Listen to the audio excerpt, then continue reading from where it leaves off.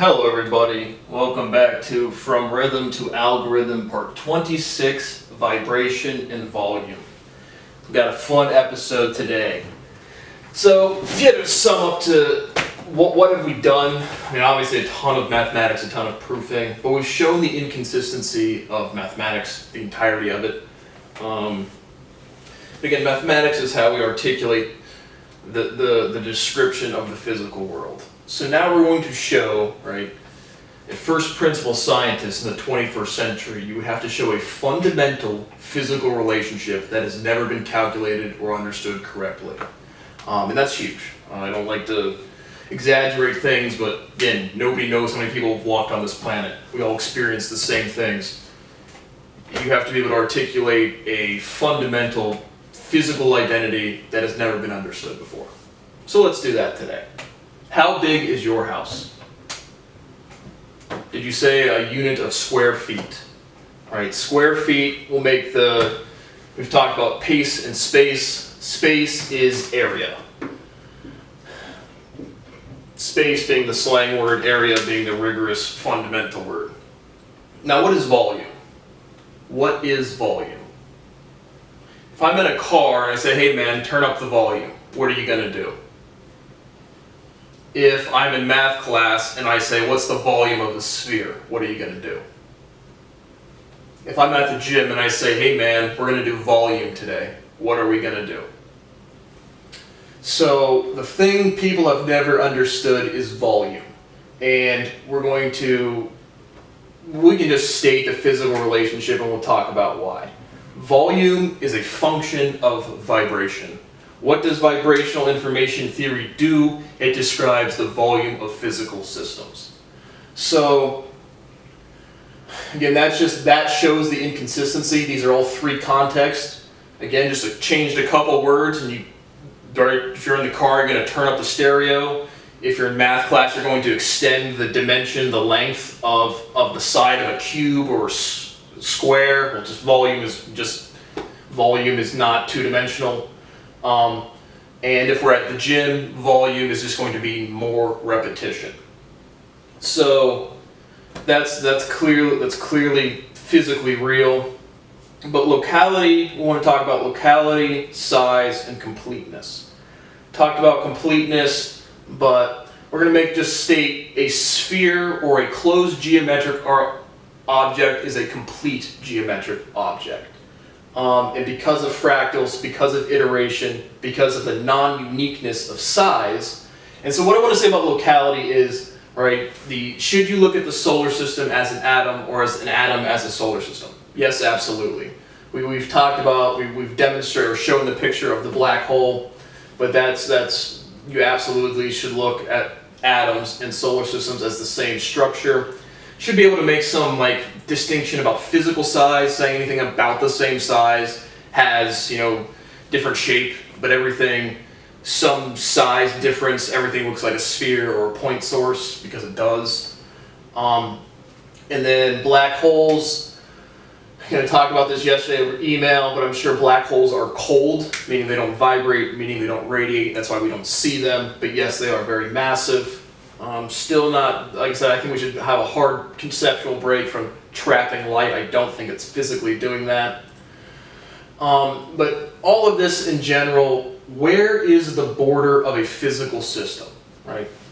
My marker right here, I'm not even going to move it. It's just sitting here. Where is the border of this marker? Well, it's got temperature, so we're going to define the border of an object as the space it occupies during one oscillation. It's got some temperature, its volume is proportional to temperature, right? Volume is proportional to vibration, vibrational is a general word, volume is proportional to temperature in fundamental physics right now today. And it is. If I take a set amount of liquid and boil it, it's going to occupy more volume. Facts.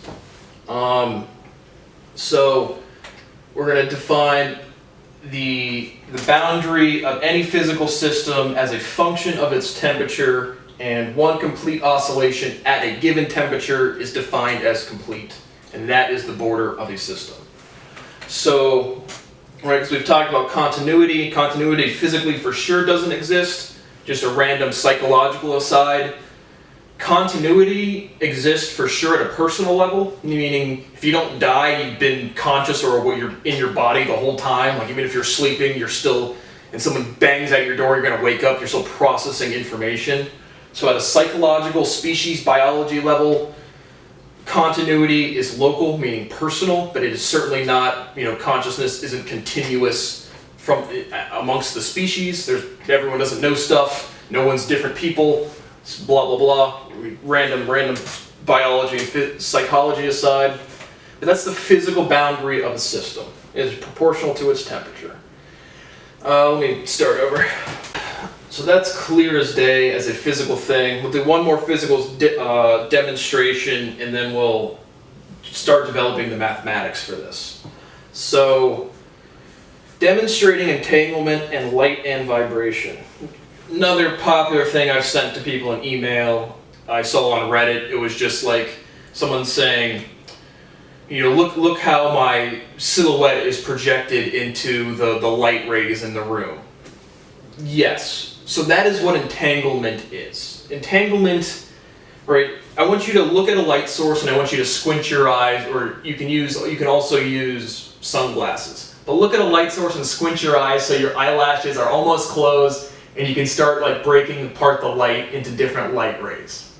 And now I want you to, it works a lot better outside, don't do it with an indoor light, but do it with the sun, and obviously don't look at the sun directly, but go outside, squint your eyes, and you'll start seeing, again, rays of light coming through your eyelashes. Now focus on that ray beam, that beam of light, and you'll start seeing little spheres floating through the light beam. That is literally physical projection of the blood vessels in your eyeballs, and you are seeing it like outside of your body. That's what projection is physically. And that's what entanglement is physically. So again, another direct empirical physical proof. That's what was on Reddit. That's what happens when you squint your eyes and you look at a ray beam and you see spheres moving across. It's literally your blood, your cells. But now let's start develop. That was the physics I wanted to talk about. And again, someone should go ooh-ah and pay me a lot of money because this is completely physically true. Doesn't need any mathematics. But now we're going to start talking about, again, just other revisiting mathematical ideas and how do we improve it. Derivatives are sets of functions. Shout out Eric Weinstein. I learned that from you, dude. That was like 3 seconds of logic. Really appreciate it. But they are. So more generally, right, X. What we've done by giving us a physical definition of a boundary, we can completely describe a position. And right, a position, a related rate, how does one variable relate to a different variable? And that variable is typically time for physics, but geometry or just mathematically just related, not even rates, related variables. But a basis should be more simplistic, a range should be